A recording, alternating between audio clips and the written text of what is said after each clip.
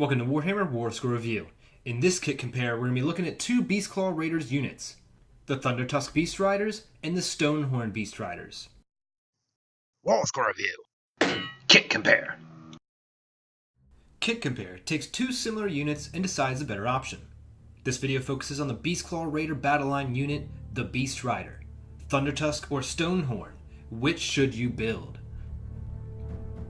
This is the final Warscroll review until I do the faction focus for Beastclaw Raiders. While it probably won't be my very next video, it's certainly coming up soon, so be on the lookout. In previous Warscroll reviews, I've already pretty much said what I like my Huskguard and Frostswords riding, but the Beastriders are a bit more nuanced than the two leader models. Before getting into the differences between the Thundertusk and Stonehorn, let's discuss the riders, as they are completely the same. The Beastriders themselves offer a small amount of extra damage, both at a range and in combat. Each model has two Beastriders atop the mount. One may choose between a Blood Vulture and a Chain Trap, the other being locked into a Harpoon Launcher. I would choose the Blood Vulture every time here, as it automatically deals a mortal wound to a unit within 30 inches. Just isn't always the one you wanted to hit. The Harpoon Launcher provides another long-range shot, albeit a bit weak. In combat, the Beastriders offer their dreaded punches and kicks for 6 of the most basic attacks you've ever seen. Now, the differences between the Thundertusk and Stonehorn are much greater. First thing to note are the model's speeds. The Stonehorn is a bit faster, starting with a 12-inch movement. Not only that, but it can run and charge, and since that's the Stonehorn's goal, this just further increases the model's threat range. As the Stonehorn will be running most of the time, the Harpoon Launcher will largely go unused, but the Blood Vulture can keep dishing out damage. The one downside to this ability is that the Stonehorn has to try to charge. While the Stonehorn will want to charge most of the time, in battle plans where the player is trying to hold objectives, it'd be kind of annoying to have to leave an objective because they were forced to charge. Apart from movement, the unit's stat wheels are identical, but that doesn't mean they are equally durable. Both mounts come with a special rule to make them harder to kill. These rules are one of the key factors defining the two models. The Thundertusk has the Numbing Chill special rule, subtracting 1 from hit rolls directed to the model in combat. This is pretty neat for protecting the Thundertusk, but will only help so much.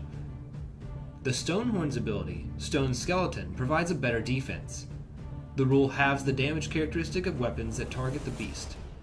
Most weapons range from 1 to 3 damage, so this is more like -1 damage, as you have to round up for any fractions. But for some of the larger monsters and character models that the Stonehorn may go up against, having their damage could make this model extremely resilient. Just be sure not to go up against too much small arms fire, as this rule will have no effect on damage 1 weapons, and the Stonehorn can pretty easily get bogged down.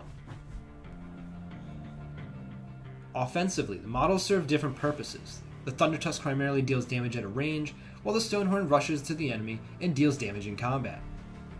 Both models can deal out mortal wounds, and both are pretty effective at what they can do. The Stonehorn deals D6 mortal wounds on the charge, pretty brutal. The Thundertusk, at full health, deals a flat 6 mortal wounds at a range of 18 inches on a roll of 2 up. Frost Wreathed Ice used to be such an infamous ability, sniping characters in a single shot, but as Age of Sigmar evolved, players learned how to deal with the monster. After it takes just 3 wounds, it becomes a manageable, but still deadly, D6 mortal wounds. It keeps dropping from there, while the Stonehorn stays at a constant D6 mortal wounds throughout. In this category, the Thundertusk beats out the Stonehorn in mortal wound output.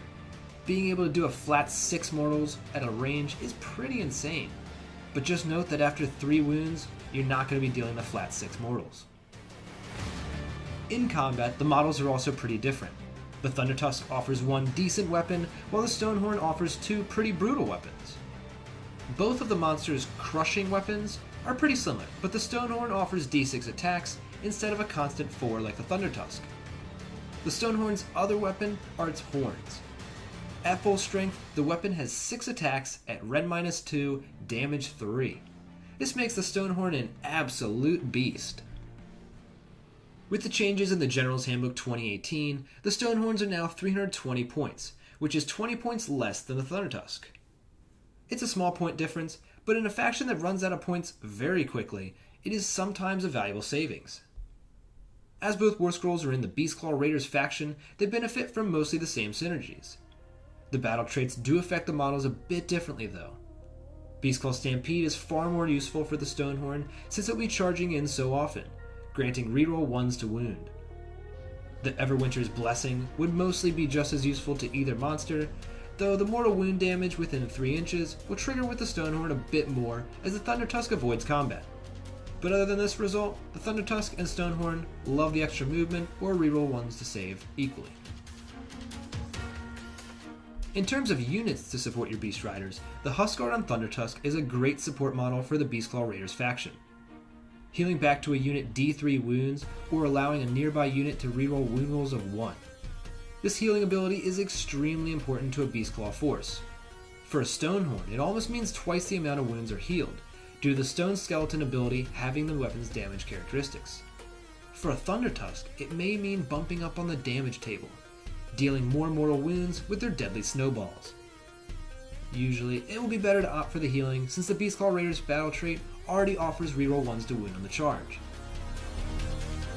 Another model that will help the Beastriders is the Ogor Butcher. Not only does this ally provide as a wizard, but the character's ability has a chance of healing nearby Ogor units, including the Stonehorn or Thundertusk. Alternatively, the Butcher can also add 1 to hit rolls for a single Ogor unit. Bestowing that to a Stonehorn would be absolutely brutal. The Frost Sword on either mount offers the Beastclaw's only unique command ability, Bellowing Voice. The ability would allow all Beastclaw units within 14 inches to reroll charge rolls, excellent for the Stonehorn Beastriders. At the double and Forward to Victory are also very important command abilities for the Stonehorn variant. Both of the models are included in a few Warscroll battalions in the Beastclaw Battle Tome. I won't go through each of them here, but the channel does have other Warscroll reviews on them for more details. Basically, the Allfrostons and the battalions ending in bad all include Beastriders. Breaking down the units point by point, maybe we can determine a winner. The Stonehorn is faster, but the Thundertusk deals damage at a range. The Stonehorn has better offensive potential, but the Thundertusk deals more reliable mortal wounds. The Stonehorn is more durable against multi-wound attacks, while the Thundertusk is more durable against volume of fire. The Stonehorn is cheaper, but the Thundertusk is not forced to charge. The winner of this kit compare, with a 4 out of 5, are the Stonehorn Beastriders. The Thundertusk is an excellent choice, but Huskguards are the better rider of this mount, due to being able to heal. Stonehorn Beastriders are more independent, and so provide a better battle line choice. Which unit do you prefer? What Warscrolls would you like to see compared or reviewed on the channel? Leave your suggestions, thoughts, and questions in the comments below, and thanks for watching.